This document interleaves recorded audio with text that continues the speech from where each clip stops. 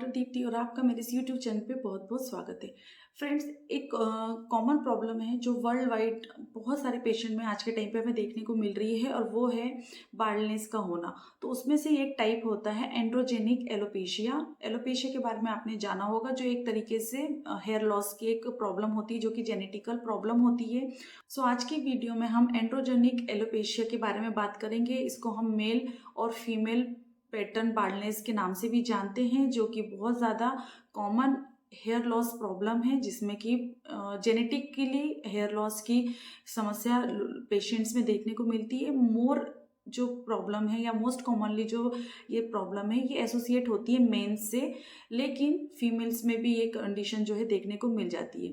तो आज की इस वीडियो में हम एंड्रोजेनिक एलोपेशिया के बारे में बात करेंगे कि वो क्या होता है, उसके सिम्टम्स क्या हैं, उसके कॉजेज़ क्या हैं और उसकी कुछ होम्योपैथी मेडिसिन के बारे में हम डिस्कस करेंगे। तो अगर आप मेरे इस वीडियो को पहली बार देख रहे हैं और अभी तक आपने मेरे चैनल को सब्सक्राइब नहीं किया है तो जल्दी से नीचे रेड बटन है उसे प्रेस करिए, नोटिफिकेशन बेल को प्रेस करना मत भूलिए और अगर वीडियो अच्छी लगती है तो लाइक शेयर करना बिल्कुल ना भूलें। तो चलिए जानते हैं एंड्रोजेनिक एलोपेशिया के बारे में। एंड्रोजेनिक एलोपेशिया इज हार्मोनल और genetic condition in which we see the hair loss. और इसमें पेशेंट के जो हेयर फॉलिकल्स होते हैं वो सेंसिटिव हो जाते हैं एक हार्मोन के प्रति, जिसे हम डीटीएच कहते हैं।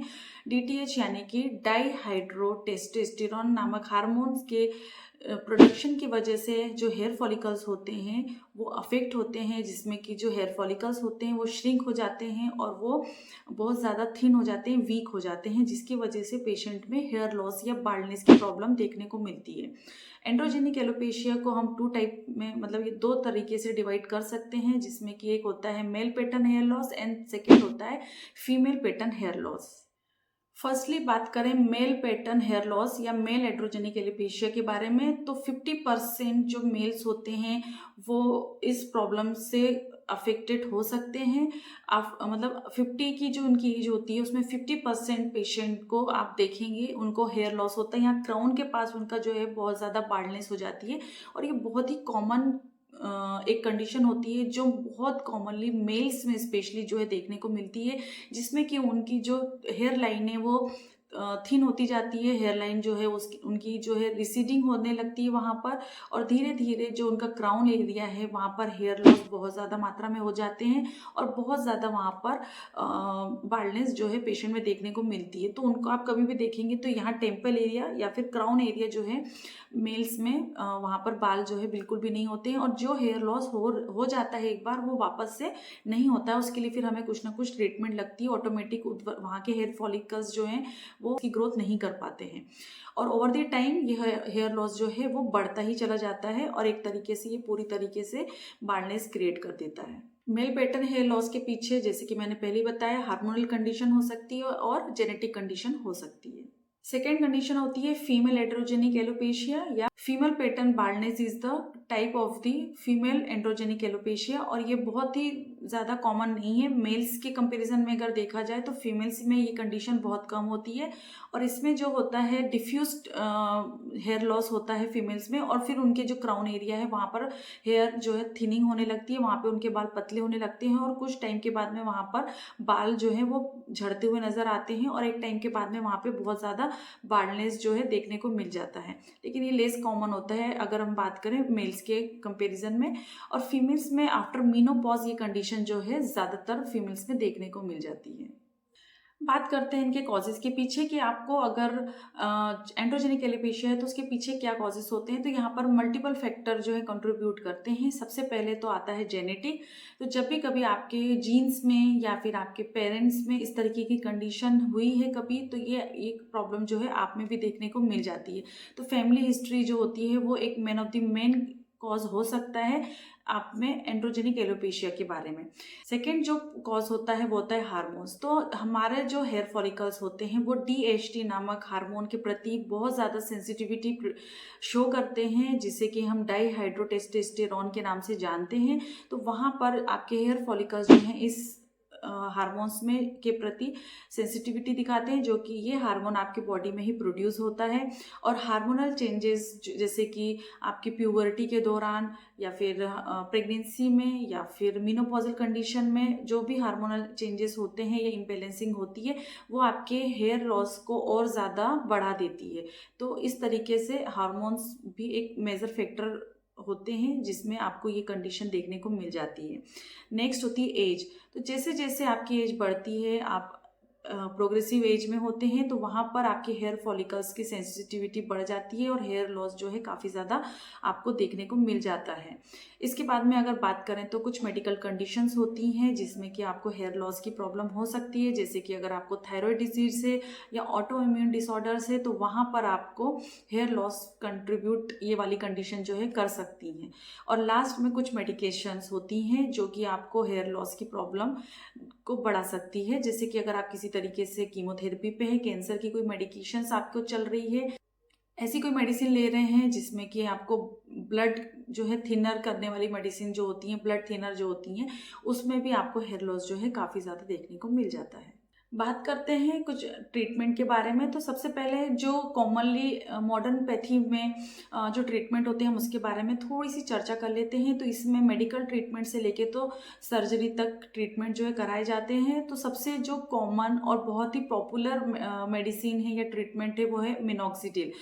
जब भी कभी आप बाल्डनेस के लिए, हेयर लॉस के लिए या फिर एंड्रोजेनिक एलोपेशिया के ट्रीटमेंट के लिए आप जाते हैं, तो वहाँ पे मिनॉक्सिडिल जो मेडिसिन है वो ट्रीटमेंट जो है पेशेंट को कॉमनली और बहुत ज़्यादा चलने वाला ट्रीटमेंट होता है। इसे टॉपिकली यूज़ किया जाता है, जहाँ पर भी आपको बाल्डनेस है वहाँ पर इसको अप्लाई किया जाता है और ये आपके हेयर फॉलिकल्स को स्टिमुलेट करता है, वहाँ पर हेयर ग्रोथ है जो वो स्टिमुलेट होती है और हेयर लॉस जो हो रहा है उसमें कमी आती है।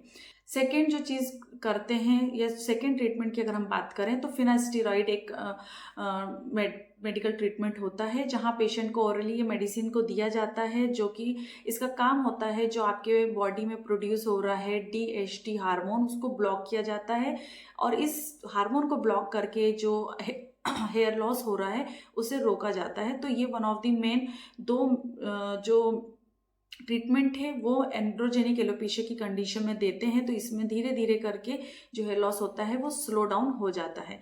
इसके अलावा हेयर ट्रांसप्लांट सर्जरीज भी कराई जाती हैं। तो इसमें एक आपके जो अदर स्कैल्प के जो पार्ट में हेयर्स होते हैं उसको निकाल कर जहाँ पर बाल्डनेस हुई है वहाँ पर उस हेयर को ट्रांसप्लांट किया जाता है और ये सर्जरी जो है थोड़ी सी एक्सपेंसिव होती है।